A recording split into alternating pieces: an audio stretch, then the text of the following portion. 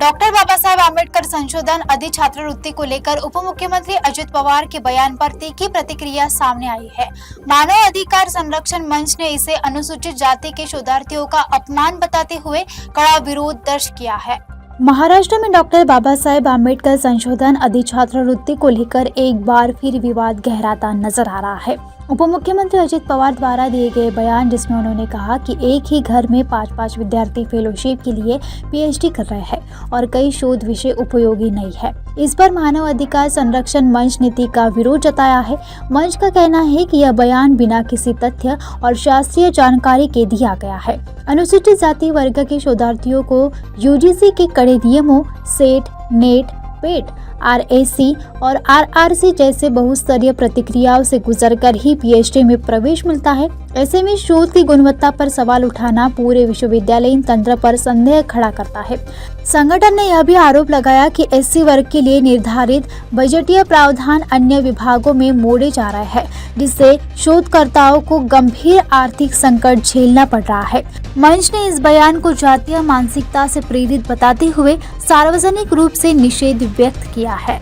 मांग तो ये है कि 2023-24 से जो डॉक्टर बाबा साहेब आम्बेडकर अधि छात्रवृत्ति की जो जाहिरात अभी तक नहीं निकली है, वो एडवर्टाइजमेंट आनी चाहिए और उसके माध्यम से जो संशोधक विद्यार्थी हमारे हैं उनको बहुत आर्थिक और शारीरिक पीड़ा सहन करनी पड़ रही है। तो जल्द से जल्द अजित पवार ने या जो संजय सिरसाट है, उन्होंने जल्द से जल्द इनकी जो एडवर्टाइजमेंट है वो निकालनी चाहिए। और इस तरह से जो एक डिप्टी सीएम पद पे जो आसीन आदमी है, उस आदमी ने जो पीएचडी के छात्रों के बारे में जो भी अपना वक्तव्य किया है उसका हम जाहिर निषेध करते, क्योंकि पीएचडी ये पूरी एक प्रोसेस है जिस प्रोसेस के माध्यम से किसी भी छात्र को क्या पीएचडी में प्रवेश या दाखिला मिलता है। और उस प्रोसेस में जो विद्यापीठ का प्रशासन जो है वो उसमें उसका इंटरवेंशन रहता है। जब उसका इंटरवेंशन है और बार बार पीएचडी की कमेटी के लगने के बाद वो उसका अगर टॉपिक फाइनल हो रहा है और अजित पवार इस तरह का वक्तव्य कर रहे हैं कि इन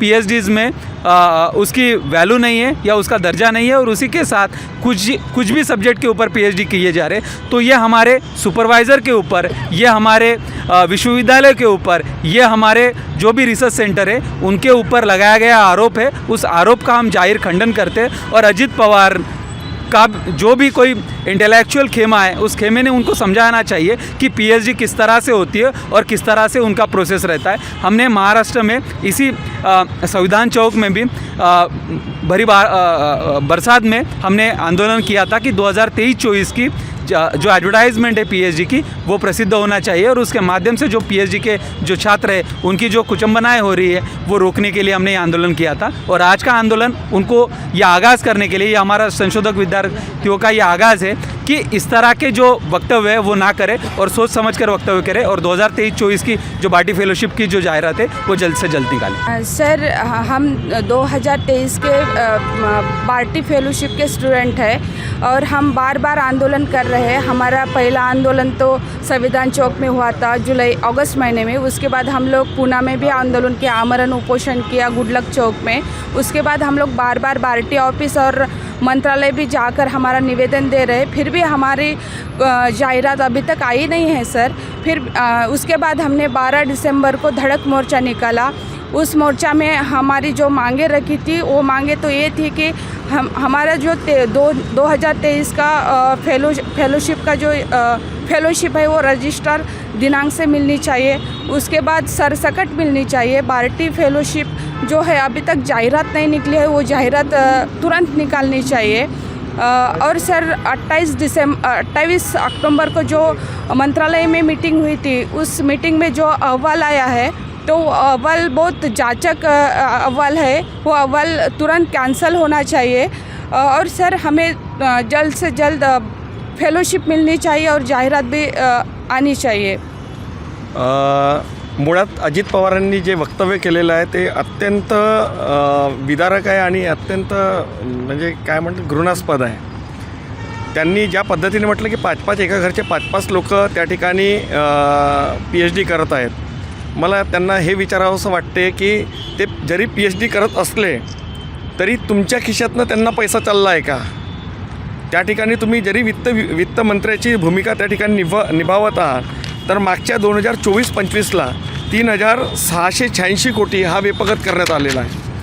आणि जेव्हा हा एवढा मोठ्या प्रमाणात हा जो निधी आहे, हा निधी जर व्यपगत होत असेल आणि त्या ठिकाणी विद्यार्थ्यांची जाहिरात 2023ला काढण्यात येते आणि 2023चे विद्यार्थी आहेत आणि 23पासून तर अद्यापही जाहिरात काढण्यात आलेली नाही आहे.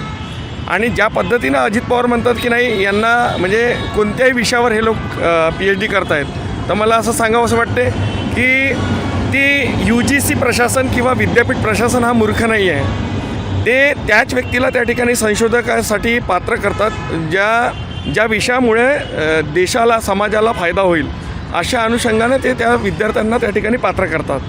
आणि अजित पवार म्हणतात की कोणत्याही विषयाला घेऊन तुम्ही PhD करता. तुम्हाला जर ऑब्जेक्शन घ्यायचे असेल तर त्या विद्यापीठांना घ्या की तुम्ही हे विषय का बरं म्हणून घेता. अधिवेशनामध्ये आंदोलन केलं होतं आम्ही. त्या संदर्भात आम्ही मंत्री शिरसाट यांना भेटलो होतो. शिरसाटांनी ते म्हटलं की आम्ही जे काही आहे पुढची प्रोसेस आम्ही जाहिरात प्रसिद्ध लवकरच करणार आहोत आणि यावर सरसकट विद्यार्थ्यांना फेलोशिप देणे अथवा नाही देणे यावर सुद्धा निर्णय घेणार आहोत.